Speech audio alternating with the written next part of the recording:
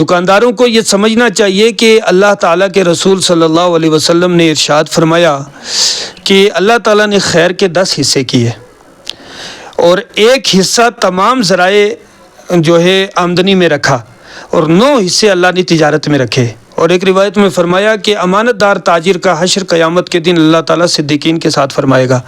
یعنی یہ فضائل ہیں۔ اور یہ بھی ہے کہ مدینہ منورہ میں رسول اللہ صلی اللہ علیہ وسلم نکلے اور ایک شخص نے گندم کا ڈھیر لگایا ہوا تھا۔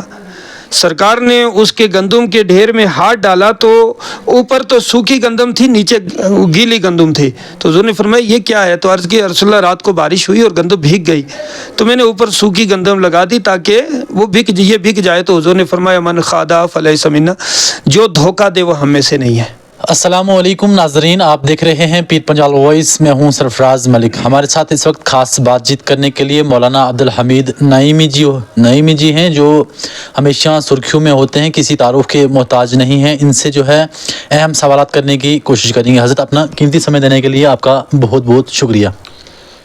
جزاک اللہ، اللہ تعالیٰ آپ کو اور آپ کے ناظرین کو ماہ سیام کی برکتوں سے مالا مال فرمائے۔ میری طرف سے بھی آپ تمام حضرات کو سلام عقیدت پیش ہے۔ السلام علیکم ورحمۃ اللہ وبرکاتہ۔ وعلیکم السلام۔ حضرت ماہ سیام کی کیا فضیلت ہے؟ ماہ سیام اللہ تعالیٰ کا ایک خاص انعام ہے امت محمدیہ کو، اور کیونکہ اس امت کے ایک عمل کو اللہ تعالیٰ 10 گنا تک بڑھا کے اس کا اجر عطا کرتا ہے، تو جو وقت کی تعداد ہے وہ 3 طرح کی ہوتی ہے، ہفتہ، مہینہ اور سال۔ تو اس کو درمیانہ یعنی متوسط رکھا، مہینہ، 1 مہینہ روزوں کا رکھا، تو گویا جس نے 1 ماہ کے روزے رکھے اللہ تبارک و تعالیٰ اسے 10 ماہ کے روزے رکھنے کا ثواب عطا فرمائے گا۔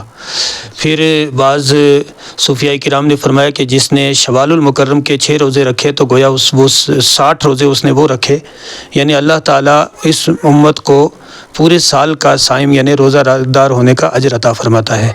اور خاص کر اس ماہ سیام میں 5 ایسی خصوصیات اس امت کو اللہ تعالیٰ نے عطا کی، حضرت ابو ہریرہ رضی اللہ عنہ کی روایت سے، کہ جو پہلی کسی امت کو نہیں عطا فرمائی۔ ایک تو یہ ہے کہ ان کے منہ کی جو بو ہے اللہ تعالیٰ کے نزدیک مشک اور عنبر سے زیادہ بہتر ہے، پسندیدہ ہے۔ یعنی بہت دیر تک جب انسان بھوکا رہتا ہے تو معدہ خالی ہو جاتا ہے، اور اس معدے کے خالی ہونے کی وجہ سے جو اس معدے پر سے اندر سے اس کے کھوک اٹھتی ہے، یہ نہیں کہ بندہ منہ کی صفائی نہ کرے اور اس سے بدبو ہو، تو وہ جو فطری طور پر بھوک کی وجہ سے منہ کی ایک مہک ہوتی ہے، فرمایا کو مشک و عنبر سے زیادہ اللہ کے نزدیک پسندیدہ۔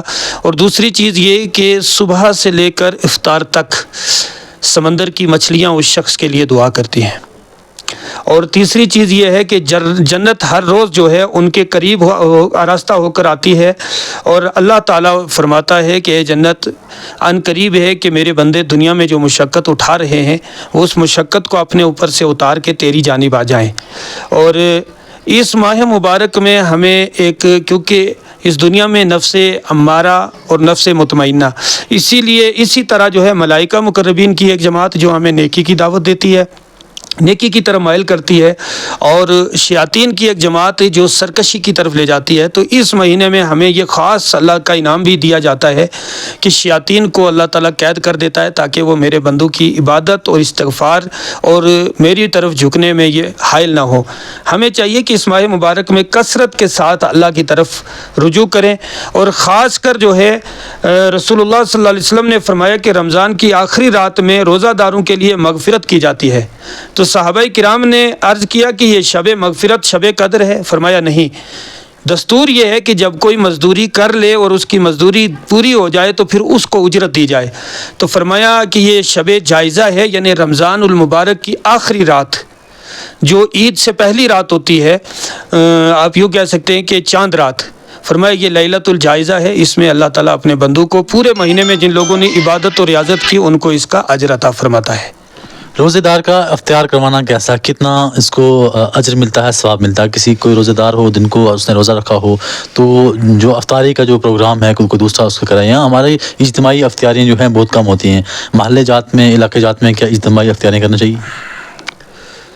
اچھا، اسلام جو ہے وہ معاشرتی نظام کی مضبوطی پر بہت دھیان دیتا ہے، اور کیونکہ انسان دوسری تمام مخلوق سے جو ممتاز بھی ہے تو وہ اس لیے کہ اللہ نے اسے نفس دیا ہے، اور نفس خواہشات کا مجموعہ ہے۔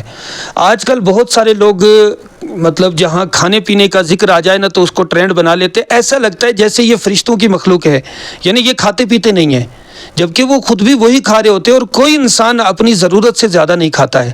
مگر اسلام کے تعلق سے رسول اللہ صلی اللہ علیہ وسلم نے ایک صحابی سے پوچھا، اور یہ سارے وہ لوگ سوشل میڈیا پر طنز کر رہے ہوتے ہیں کھانے پینے کو لے کر، جن لوگوں نے کبھی غربت، کبھی جو ہے تنگ دستی دیکھی ہی نہیں ہوتی، بھوک کو دیکھا ہی نہیں ہوتا۔ اللہ کے رسول صلی اللہ علیہ وسلم سے ایک صحابی نے پوچھا کہ یا رسول اللہ صلی اللہ علیہ وسلم، اسلام کی سب سے اچھی خوبی کیا ہے؟ آپ نے فرمایا کہ سلام کو عام کرنا اور بھوکوں کو کھانا کھلانا۔ اور پھر ایک بار اللہ کے رسول صلی اللہ علیہ وسلم نے پوچھا کہ صحابہ سب سے افضل ترین صدقہ کیا ہے؟ تو صحابہ نے عرض کی غربا، یتامہ، مساکین وغیرہ پر خرچ کرنا۔ تو حضور نے فرمایا نہیں، سب سے افضل ترین صدقہ یہ ہے کہ تم اپنے گھر والوں پر جو خرچ کرو۔ اور فرمایا جو شخص نماز پڑھے اور اس کے بعد بازار سے سامان خرید کے اپنے کندھے پر لے کر گھر کی طرف چلتا ہے تو ہر قدم پر اللہ ایک نیکی عطا فرماتا ہے، یعنی اہل خانہ کے لیے رزق کا وہ اہتمام کرتا ہے جن کی کفالت ان کے ذمہ ہے۔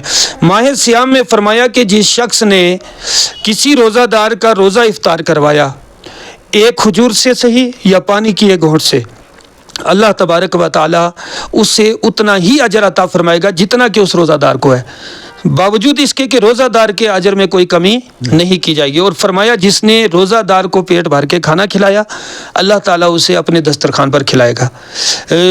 بہت ساری جگہوں پر الحمدللہ مسلمان بڑے اہتمام کرتے ہیں ماہ سیام کے اندر، مساجد کے اندر افطاری کا۔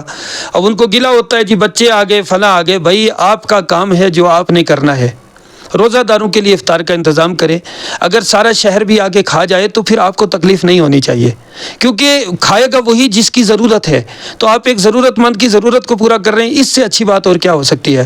اور اس سے کیا ہوتا ہے کہ محبت، مودت اور معاشرتی نظام مضبوط ہوتا ہے، ہم ایک دوسرے کو پہچان سکتے ہیں، اس کے قریب آ سکتے ہیں، ہمیں ایک دوسرے کی جو ہے معاشی کنڈیشن کو سنبھالنے کا موقع ملتا ہے۔ تو میری یہ گزارش رہے گی مسلمانوں سے، کوشش کریں ایک دوسرے کے ہاں افطار کریں اور ایک دوسرے کو اپنے ہاں افطار پر بلائیں، آپ کے نیکیوں میں کوئی کمی نہیں ہو جائے گی، مگر یہ کہ آپ اگر اس طرح مل بیٹھ کے کھاتے ہیں، افطار کرتے ہیں، تو اللہ تعالیٰ آپ کو اس کا اجر عطا فرمائے گا۔ حضرت ایک اہم بات جاننے کی کوشش کریں گے کہ یہاں پہ ہم لورنے کی بات نہیں کریں گے، اکثر بیشتر دیکھا یہ جاتا ہے کہ جب یہ ماہ سیام کا مہینہ آتا ہے تو جو فروٹس والے ہیں، سبزی والے ہیں یا میٹ والے ہیں، ان کا ریٹ بڑھ جاتا ہے۔ ان کے لیے کیا حکم ہے، شرعی کیا حکم ہے کہ کسی مسلمان کو ایسے اذیت دینی چاہیے یا مہنگائی کر دینی چاہیے؟ ان کے لیے تو کوئی ریٹ لسٹ جاری تو نہیں ہے، تو کیا حکم ہے اس میں؟ دیکھیے، ہم جس ملک میں رہتے ہیں اس ملک نے مارکیٹ میں جس چیز کا جو ریٹ طے کر دیا اس کے اوپر 1 روپیہ لینا بھی حرام ہوگا، یعنی یہ آپ کے حلال مال کو بھی برباد کر دے گا۔ دکانداروں کو یہ سمجھنا چاہیے کہ اللہ تعالیٰ کے رسول صلی اللہ علیہ وسلم نے ارشاد فرمایا کہ اللہ تعالیٰ نے خیر کے 10 حصے کیے اور 1 حصہ تمام ذرائع جو ہے آمدنی میں رکھا اور 9 حصے اللہ نے تجارت میں رکھے۔ اور ایک روایت میں فرمایا کہ امانت دار تاجر کا حشر قیامت کے دن اللہ تعالیٰ صدیقین کے ساتھ فرمائے گا، یعنی یہ فضائل ہیں۔ اور یہ بھی ہے کہ مدینہ منورہ میں رسول اللہ صلی اللہ علیہ وسلم نکلے اور ایک شخص نے گندم کا ڈھیر لگایا ہوا تھا، سرکار نے اس کے گندم کے ڈھیر میں ہاتھ ڈالا تو اوپر تو سوکھی گندم تھی، نیچے گیلی گندم تھی، تو حضور نے فرمایا یہ کیا ہے؟ تو عرض کی رسول اللہ رات کو بارش ہوئی اور گندم بھیگ گئی، تو میں نے اوپر سوکھی گندم لگا دی تاکہ وہ بھیگ جائے۔ تو حضور نے فرمایا من خادع فلیس منا، جو دھوکہ دے وہ ہم میں سے نہیں ہے، جو دھوکہ دے۔ ایک تو ملاوٹی چیزیں بیچنا، راتوں رات مالدار ہونے کی جو سوچ ہے نا، آپ یقین جانیں اللہ تعالیٰ تمہارے لیے ایسی کوئی نہ کوئی کھائی ضرور کھول دے گا کہ تمہارا سالوں کا کمایا ہوا اس کھائی میں اتر جائے گا، اور پھر تم اس دن کہو گے کہ ہائے کیا ہو گیا؟ وہ کسی یتیم اور کسی غریب کا وہ جو ناحق 1 روپیہ تم نے کھینچا نا، زیادتی کے ساتھ، ظلم کے ساتھ۔ ماہ رمضان جو ہے کمائی کا مہینہ ہے، مگر یہ مال کی کمائی کا نہیں، مال کے خرچ کرنے کا مہینہ ہے۔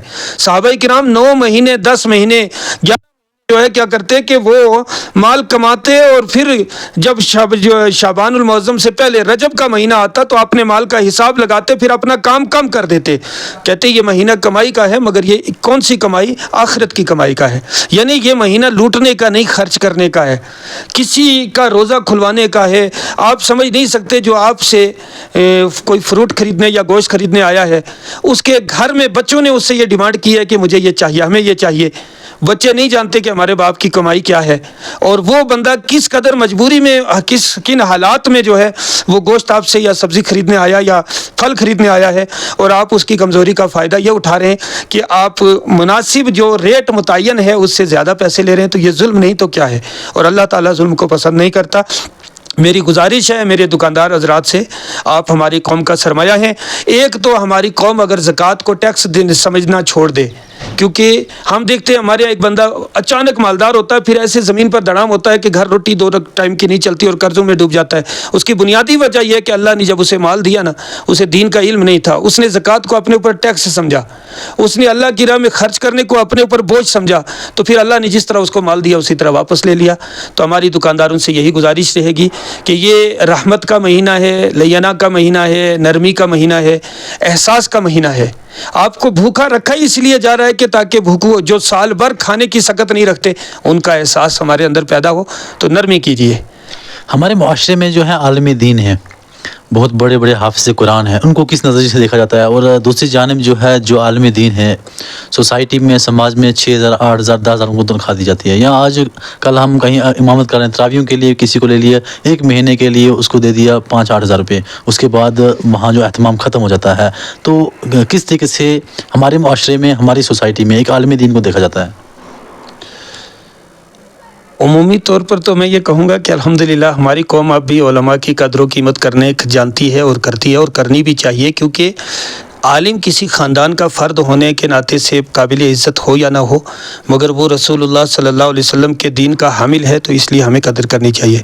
باقی ہماری قوم جو علماء کو ہدیہ جات دیتی ہے، تو اس کا اندازہ ہم اس بات سے لگا سکتے ہیں کہ اس قوم کے نظر میں دین کی اہمیت کیا ہے۔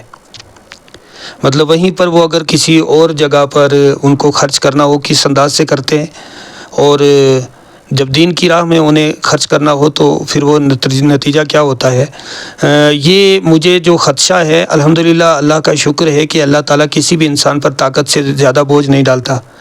ہمارے علماء کی جو مختصر انکم ہے نا، اللہ تعالیٰ نے اس میں ان کے اسباب پورے کر دیے ہیں، اور اللہ کا شکر ہے کہ علماء کو اکثر صابرہ بیویاں بھی مل جاتی ہیں، اور بچے بھی وہ اسی ماحول میں ایڈجسٹ ہوتے ہیں، تو ان کی ضرورتیں محدود ہوتی ہیں۔ مگر میں قوم سے یہ کہوں گا کہ اگر آپ کی بے رخی علماء کے ساتھ ایسی ہی رہی تو ہمیں خوف ہے کہ کہیں آنے والے وقت میں ہماری نسلیں علماء بنانا چھوڑ نہ دیں، لوگ اس طرف جانا چھوڑ نہ دیں۔ اور یہ یقین جانیں آپ، لوگوں نے لاکھوں باتیں کہیں کہ یہ مولوی پیشن، اسلام میں کوئی پیشن نہیں ہے، مگر یہ حقیقت ہے کہ اسلام کی بقا اہل علم سے ہے، اور اہل علم سے عمومی مراد نہیں ہے، رسول اللہ صلی اللہ علیہ وسلم کے علم کے حامل لوگ مراد ہیں۔ ان کی قدر و قیمت کریں، ان کو عزت اور رسپیکٹ دیں، تاکہ ہماری قوم جب ان کی عزتوں کو دیکھے تو انہیں بھی احساس ہو کہ ہم بھی اپنے بچوں کو اس طرف بھیجیں، تاکہ دین کی بقا رہے اور ہماری نسلوں کا تحفظ رہے۔ ایک طرف جو ہے 60 ہزار 1 لاکھ روپے 1.5 لاکھ روپے جو مہینہ تنخواہ لیتے ہیں، وہ کہتے ہیں کہ ہمارے پاس کچھ بھی نہیں ہے، بچوں کی جو فیسیں کہاں سے بھریں گے جناب، تنخواہ نہیں ہے، کافی پریشانی ہوتی ہے۔ دوسری جانب ایک عالم دین 5,000 8,000 روپے کیسے جو ہے سروائیو کرتا ہے اپنی لائف؟ میں نے عرض کیا نا کہ ہر انسان کو اللہ تعالیٰ نے ویسی ہی صلاحیت دی ہے، اور اس کے حالات بھی ویسے ہی بنا رکھے ہیں، یعنی جیسی آپ جتنا آپ کی کیپیسٹی ہے تو ویسا ہی بوجھ ہے۔ اور یہ حقیقت بات ہے کہ جس شخص کی کمائی زیادہ ہے نا، اس کو دوڑ بھی زیادہ ہے، کھائے گا وہ اتنا ہی جتنا اس نے دنیا میں کھانا ہے، اس کے بچے پہنچیں گے وہیں پر جہاں پر اللہ تعالیٰ نے ان کا مقدر رکھا ہے، مگر اس نے مشقت اٹھانی ہے کیونکہ اس کی کیپیسٹی زیادہ ہے۔ تو میں یہ سمجھتا ہوں کہ الحمدللہ علماء کا طبقہ آج بھی ایک خوشحال طبقہ ہے، اور سب سے بڑی بات یہ ہے کہ علماء کے پاس کچھ نہ ہو، اور رسول اللہ صلی اللہ علیہ وسلم کی حیات مبارکہ سامنے ہوتی ہے کہ اللہ کے رسول نے پیٹ پر پتھر بھی باندھے، حضور کے مہینے گھر میں 2 مہینے تک آگ بھی نہیں جلتی تھی، تو ہم کس بات کے مولی ہیں؟ اگر ہم کبھی تھوڑی سی معاشی دقت کا سامنا کر بھی لیں تو اللہ کا شکر ہے کہ کہیں نہ کہیں تھوڑا سا سنت کی ادائیگی کی طرف ہم چلے جائیں، ورنہ تو اللہ تعالیٰ نے اتنی نعمتیں دے رکھی ہیں کہ آج ویسے حالات نہیں ہیں، اور مسبب الاسباب اللہ تعالیٰ ہے، اور ہمیں اسی کی ذات پر بھروسہ بھی کرنا چاہیے۔ اور میں اپنے جتنے بھی ہم منصب علماء ہیں ان سے بھی گزارش کروں گا کہ دین کو کبھی کمائی کا ذریعہ نہ بنائیں، کمائی کرنی ہو تو پھر کسی اور فیلڈ میں نکل جائیں، تجارت کریں، آپ ٹیوشنیں پڑھا لیں، پھر آپ اس کا اس سے پیسہ کما سکتے ہیں، مگر جب بات دین کی آ جائے تو پھر دین کی خدمت آپ نے پیسوں کے لیے نہیں کرنا، آپ بلکہ آپ یہ کہا کریں کہ اے اللہ تیرا شکر ہے، ایک تو اپنے دین کی خدمت مجھ سے لیتا ہے، اوپر سے اور احسان یہ کہ روٹیاں بھی دیتا ہے، میرے خرچے بھی نبھاتا ہے، تو نے اپنے دین کے لیے قبول کیا، میرے لیے یہی بڑا انعام تھا۔ عوام کے لیے کوئی میسج، کوئی پیغام آپ کا؟ عوام سے میری یہی گزارش ہے کہ دن گزریں گے، ہفتے گزریں گے، سال مہینے یوں ہی، کسی نے کہا ہے صبح ہوتی ہے شام ہوتی ہے، عمر یوں ہی تمام ہوتی ہے۔ میرے بھائی، جو اس سال قیام اللیل نہیں کر سکا وہ آئندہ سال نہیں کر سکے گا، جو اس سال رمضان کے روزے نہیں رکھ سکا وہ آئندہ کی کیا امید رکھتا ہے کہ میں زندہ رہوں گا اور کر لوں گا؟ آج کا دن تیرے پاس ہے، کل تیرا نہیں ہے، اس لیے اپنی زندگی کو قیمتی جانے۔ بہت سارے قیمتی لوگ، بہت سارے عزیز لوگ جن کی جدائی ہمیں موت کا احساس دلاتی تھی، وہ ہمیں چھوڑ کر چلے گئے، ہمیں بھی عنقریب اس دنیا کو چھوڑنا ہے۔ ہم آئے اسی لیے ہیں اس دنیا میں کہ رسول اللہ صلی اللہ علیہ وسلم کی اتباع کریں اور اللہ تعالیٰ کو راضی کریں، ہر لغو کام سے بچیں، اپنے علماء سے پوچھیں، جہاں دین کا کام ہے، جو دین کا کام ہے وہ کریں، اور اپنے من سے عقیدتیں نہ گڑھیں اور کہیں اور کسی سے امید نہ لگائیں۔ اللہ ناراض ہے تو کوئی تمہارے کام آنے والا نہیں ہے، اور اگر اللہ ناراض نہیں ہے، اللہ راضی ہو گیا تو پھر اللہ تعالیٰ کے نیک لوگوں کی قربت بھی آپ کو فائدہ دے گی۔ السلام علیکم۔ بہت بہت شکریہ۔ مزید اپڈیٹ کے لیے آپ دیکھتے رہیے پیر پنجال وائس۔ دیجیے اجازت، سرفراز ملک کو، اللہ حافظ۔